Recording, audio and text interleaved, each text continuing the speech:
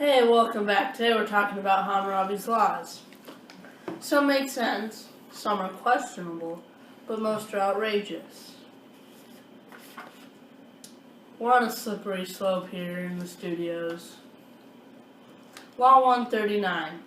If there is no price, the man shall pay 1 gold mina.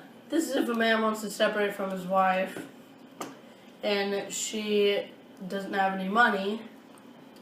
She is 1 mina of gold to be released from the marriage, which is basically, you don't just kick her out on the streets with nothing. You give her 1 gold mina to start up her new life. Law 56. If a man let in the water, and the water overflow the plantation of his neighbor, he shall pay 10 gur of corn for every 10 gan of land. Why 10 corn? Not 20 or 30 corn. He's just being a ninny hammer. Law 35. If anyone will buy the cattle that the king has given the chieftains from him, he loses his money. I mean, why does he lose his money? Why? I mean, when the king gives it to the chieftains, it's the chieftain's decision, not the king's. I don't get that. Law 162. If a man marry a woman and she bears sons to him, if then this woman die, then her father has no claim on her dowry. This belongs to her sons. What doesn't make sense is, why can't the father take back the money he paid for the marriage? I mean, it also makes sense because the sons get it. I mean, they're blood related. But why not the father? Why doesn't he get his money back? It's like refunds. It's like no refunds at stores. Law 89. If a man tries to teach a boy to craft and fails, the boy shall return to his home. It's just fair. I mean, if you can't teach someone, then they should go home. Like in school, if you get expelled for talking or sending secret messages or what time it is. Law 14. If someone stole the son of a man, they shall be put to death. Why should they be put to death? Can't they just be put to jail for life? I mean, that's sort of death, right? That's what I think. Law number 2. If someone accuses someone else, they test their luck by swimming. It's the matter if they can swim or not. It's also easier for Hammurabi because then it doesn't start a kerfuffle in the town.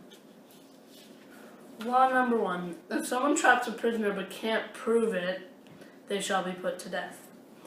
I think they're just trying to be supercilious. But also, why death? They're just lying. Why not give them a punishment, like a whip or something?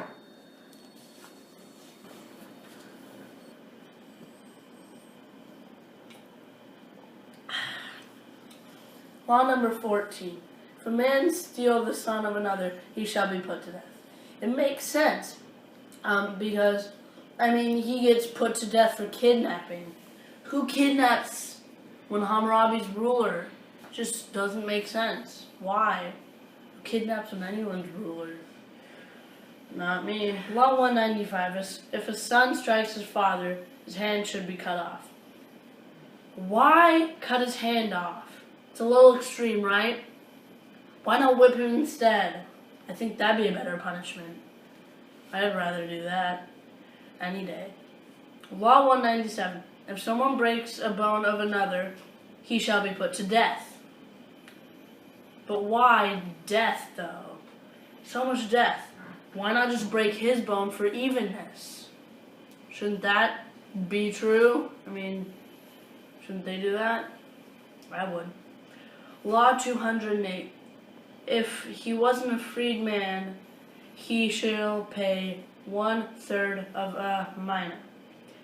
This is if a man hits a freedman and the freedman dies because of that. Why? The freedman dies, so who's he gonna pay? Who's he gonna pay if the freedman dies? It's not like he has a family or anything. I mean, if he does, then he'd pay the family, but if he doesn't, I mean, who would he pay? Law 198. If If a man puts out the eye of another man, his eye shall be put out. It just makes sense. It's fair, right? I mean, eye for an eye, penny for a penny, shekel for a shekel, mina for a mina. Makes sense, right? Right? Law 216. If the patient is a freedman, the doctor receives 5 shekels. It's reasonable, because if a freeman was once a slave and can't afford the 10 shekels paid by the others, because he's a freed man, he's poor. I mean, I'm assuming he could be rich for all I know. 221. Law 221. If a doctor kills a slave, he should replace the slave. Seems reasonable because the owner of the slave will lose out on that labor, but this could become outrageous if the owner is keeping slaves from getting care until it's too late so that he gets a new one. Yeah, seems like that to me. Law 226. If the barber cuts off the slave's symbol, his hands should be cut off. Why should his hands be cut off? I mean, it's not like he can't get a new one. Why not just burn it on him? I don't get it. Can't he just get another symbol? And cutting hands off of a barber, really? Really? Law 282. If a slave says no to his master, the master shall cut off his ear. Sorry. Why his ear? Can't you just cut off his lips or fingers or something else? I think ear would be too ugly.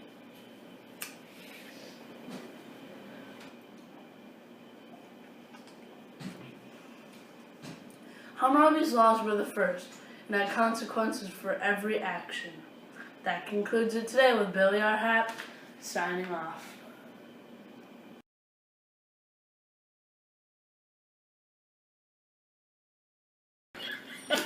2. Law 1.